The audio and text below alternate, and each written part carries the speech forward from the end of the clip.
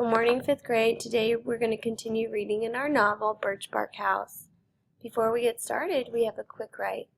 It says, how has Amachius' family changed over the course of the winter? So you'll want to think about smallpox and how that's changed Amachius and her family. Press pause to write down your answer and play when you're ready for the focus question. It says, how and why is Amachius changing? Our vocabulary words for today are recover, and that's when you return to a normal state of health, mind, and strength. So this athlete is recovering for an injury. His physical therapist is helping him stretch. The next word is resolve, and that's when you are determined to do something. This is a face of a child who has resolve. He's determined. And then the last one is justice, and that is fair treatment or behavior. Go ahead and turn the page, and as we're reading, we're going to use our CSPS strategy. Let's get ready to read. Death, the visitor, had stayed long that year and taken many Anishinabeg to the next world. Those left behind had the task of going on with life. Even as the harshest snow fell, the bitter cold deepened, the game hid, and the fish sank deeper into the lake. Now, as Amachius began to gain a little strength, she wished heartily to eat and craved any sort of food at all. But there was only enough cornmeal in the morning for a few mouthfuls of mush, only enough wild rice for a handful each during the day. The family scorched a potato, sometimes a bit of bannock. No meat once the fish and dried venison from the meat cache were gone. Amachius was strong enough to bring in wood, though she trembled as she walked. Mama improved slowly too, at least she got stronger physically. Her face remained unchanging and sad, and her eyes remained haunted by the sorrow of Niwu's loss. We'll stop right there because we have information about the character and the setting. In box 1A, we would write, Amachius began to gain back some of her strength, but there was not much to eat. Press pause to write down your answer and play when you're ready for the quote. You can write down this quote in the middle of page 162. Now as Amachius began to gain a little strength, she wished heartily to eat and craved any sort of food at all, but there wasn't enough cornmeal in the morning for a few mouthfuls of mush, only enough wild rice for a handful during each day. Press pause to write down your answer and play when you're ready to keep for the setting. We find the setting on page 162 as well. In box 2A, you would write, the winter is harsh because of the deep snow and the lack of animals to hunt. Press pause to write down your answer and play when you're ready for the quote. You would write down this quote on page 162. Those left behind had the task of going on with life even as the harshest of snow fell. The bitter cold deepened, the game hid, and the fish sank deeper into the lake. Press pause to write down your answer and play when you're ready to keep reading. We're on page 163. Day-Day was recovering so slowly that he didn't have the strength to hunt. Though he tried to fish, he hadn't much luck and could not stand the cold for long. He had to borrow against next year's furs. The family ran up a bill at the trader's, bought expensive salt pork. One day he notched his counting stick and spoke to Amachius. The trader will have all of next year's furs by the time winter is finished, he said, unless some game throws itself at us, or unless I can get him another way. His eyes flashed, a shadow of a grin twisted on his face, the intrigue of the old Day-Day who'd never been sick.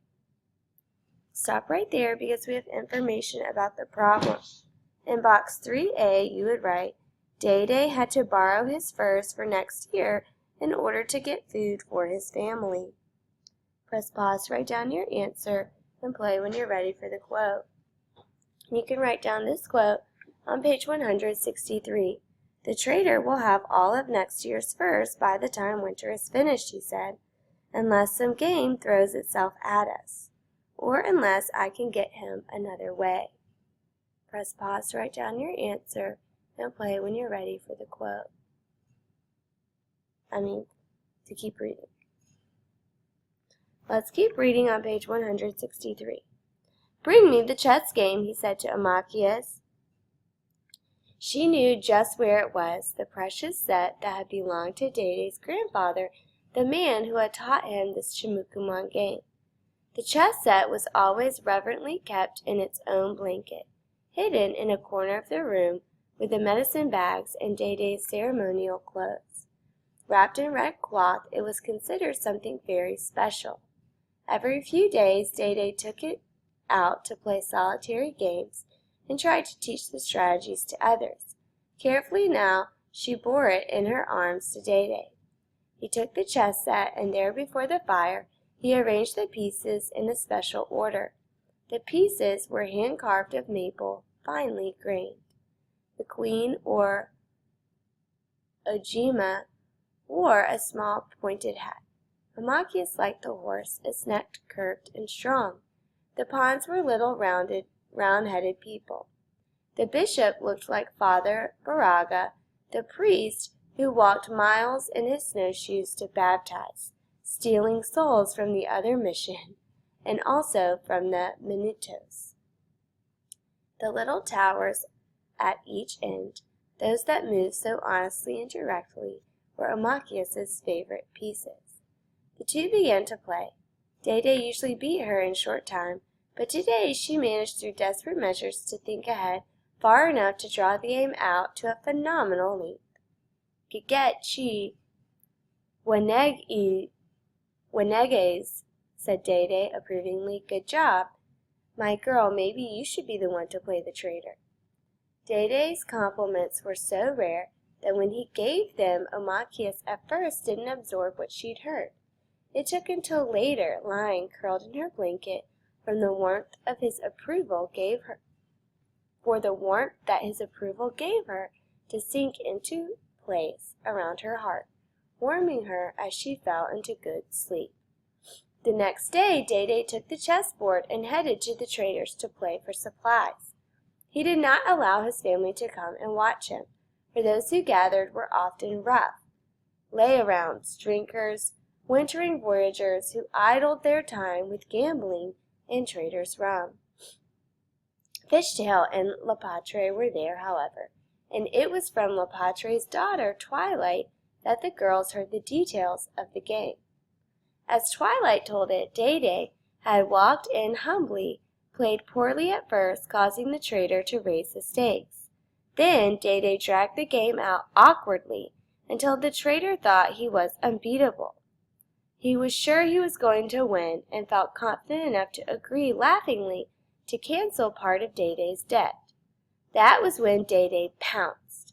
In 6 swift moves, Dede finished him off. Dede's triumph resulted in a small square of salt pork, a bit of flour, some dried apples, and a bladder of fish oil. That last item none of the children were happy to see. Dosed every morning with the awful stuff, they were sure to stay healthy now, but the price was high. Drinking the oil down gagged Amachius.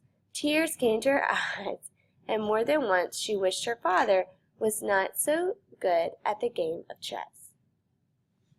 We'll stop right there because we have the solution. In box 4A, you would write, Dede played the traitor in chess and won. Dede got his debt canceled, and he also got food for his family. Press pause to write down your answer and play when you're ready for the quote. And at the bottom of page 65, it says, in 6 swift moves, Dede finished him off. Dede's triumph resulted in a small square of salt pork, a bit of flour, some dried apples, and a bladder of fish oil. Press pause to write down your answer and play when you're ready for the paragraph. Paragraph says, what challenge does Dede face? What does his response reveal about him as a person? So you want to go back to boxes 3 and 4 to figure out your answer.